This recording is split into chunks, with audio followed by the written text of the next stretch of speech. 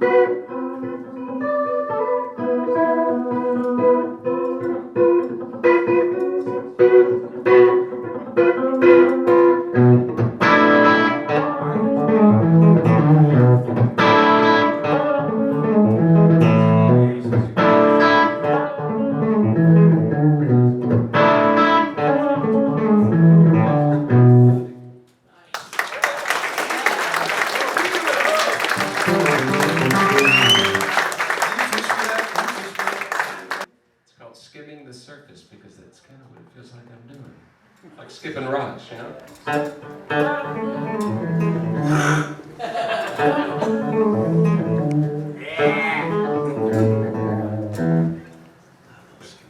Thank you. What do you keep your tone on? All the way up.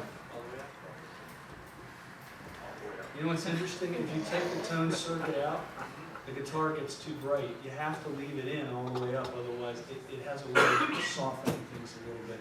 And I used to take them out, and even if you take it, you don't put the hole in there, you got to put that circuit in there as if the knob is all the way up, otherwise it just got too much of a high-end bite to it.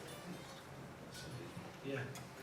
Dave, like when Joe Ely calls you for a show, how much motivation do you have to go back to like remember the songs? Or do you have cheat sheets on the stage, or do you just remember it all? Yeah, I memorized everything back then. I mean, I pretty much try to memorize everything. Although I do have so many gigs that I get called for at last minute stuff where like 2 weeks ago I did one show with Charlie and Bruce Robinson and Jack Ingram, and they gave me like 29 songs. And then I had to play the next night with a guy that just put out a new record and he wanted to do the whole new record. So that was like 10 new songs. And then the day after that, I had the first rehearsal for an Austin City Limits Hall of Fame taping where I was playing with Bonnie Raitt, Taj Mahal, Chris Christopherson, Willie Nelson, and Rodney Crowell, and all these people. And I had to learn all those songs. So I wrote charts for every song. And I read charts on every song. But I put them on a music stand, or I put them in an iPad. The thing about the ACL thing was, though, that those artists couldn't make up their mind about the arrangement, so I didn't, it was like scratch, scratch, scratch. No, let's do it. No. And they're changing keys and everything, and the capo's here. By the time we did the run through, my brain was scrambled eggs. That But wasn't Bonnie, was it? I don't know. I'm not naming names. It's just, when people are doing duets, they have to, when it's a male-female vocal, they change keys and they change arrangements and they do all this and everything. So, I just think it was yeah, she's awesome. Definitely. Paul, what are you most excited about that you're working on right now? Future, basically. You really had to ask that. He told you he'd have to kill you. I don't make a big deal out of it, but Steve Vai decided to release a record that the Granger brothers and I did together, and Hendrix Foundation allowed us to record 2 Hendrix tunes and the videos, Freedom and Machine Gun, and they're all on there, and he's really excited about it, and it's going to come out in the springtime, and we'll just be real quiet about it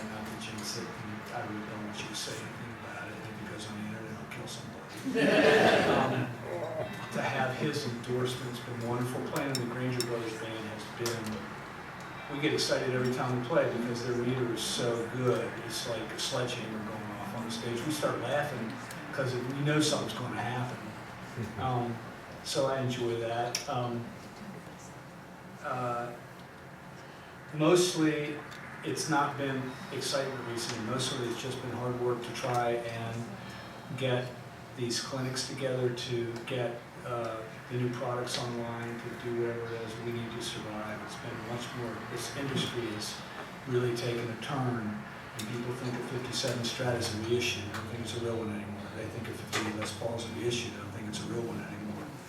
And they don't think of, a lot of guitars are what the original ones were. And so for us to fight back and fight back and fight back with the guitars that we make, that we're trying to make these gorgeous tools for creating music on, it's been difficult.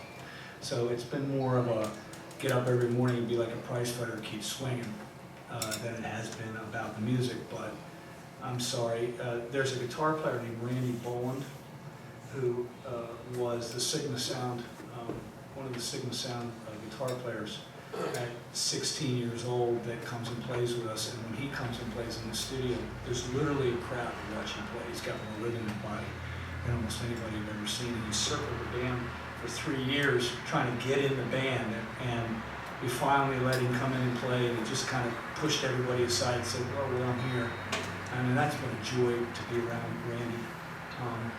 He does what you do. He's a musical director for these R&B and hip-hop bands. So it's a different genre, but same No, that's my new thing. I'm R&B and hip hop. Everything else, I put an ad in the Musicians Union national thing, and next thing you know, Jed's a millionaire. I guess it's kind of going to that future thing. Like you guys always seem to change things up as things evolve.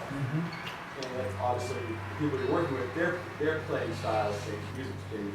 What do you see down the road for yourself for that evolution? Okay, so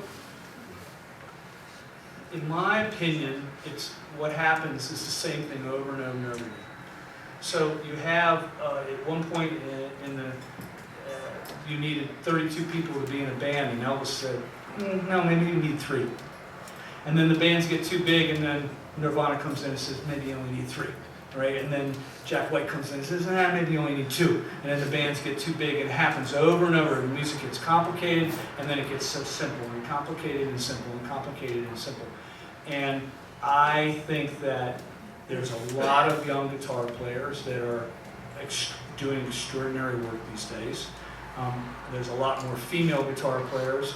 I mean, God bless her with Prince's passing, but that was Donna Gratis, and you've got Rhonda Smith, one of the best bass players in the world. And Jeff Beck's band is female. There's a lot of really good female, Jennifer Batten and Piles, really good players on the female side. So it used to be an all male thing, but it's not anymore.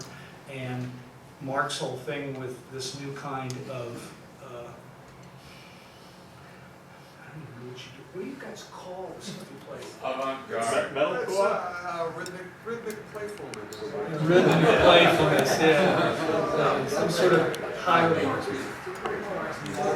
What's it called? What is Animals as Leaders called? What do you guys call It's it? progressive. It's progressive metal. Progressive That's a metal. very umbrella way to describe it. Well, Opeth is in that. Would you call Opeth in that same Oh, genre? yeah. Okay, so you've got all that stuff going on, and there's a whole new range of R&B players that are coming up. There's a huge thing where American Idol came along and said, maybe you need to just sing and tune. Whereas they were tuning all the vocals, and there was some horrific moments on the Grammys where people were singing half step flat, and that became unacceptable. There's a lot of things going on. I don't try to control any of it. I try and follow it and be a part of it and not fight it. I always get excited when I see wonderful musicians play, whether it be David play or watching Eric Johnson do it all Hendrix said at the Vintage Guitar Show. You watch that video on YouTube, where you can see it on YouTube, the 2 people screaming off stage that you can't hear are me and Andy Timmons. We're screaming. Because we didn't get to see Hendrix. But Whipper did a good job that night. And your bass player was playing bass that night. and Dave and Eric was just on playing Hendrix tunes, and they sounded more like jazz tunes than they sounded like rock tunes. And I realized there was a little jazz element in some of his writing, right? Well, Mitch is big. Elvin Jones, right. So there's all that going on. I like good music, always have liked good music. So I'm just trying to follow it the way it is. John Mayer was talking about all the people that are learning how to play like him, but they're not learning how to play like he learned how to play. So there's this piece missing, this background piece. I mean, you got to play with Muddy Waters at some point, right? No, I did not play with Muddy Waters. I played with a bunch of other folks. No, I'm talking, you did several records with a guy from Chicago. You mean the guy named Buddy Guy? I did the very last one, but I did the 3 before that, and one a long time ago, so it's 4. I mean, what a lesson that must have been for David to be in there with him, right? So all that stuff is learning, and I'm a learn freak. I like learning new things all the time. We're talking about new things we've learned every day in the car, talking about things we want to do with this guitar.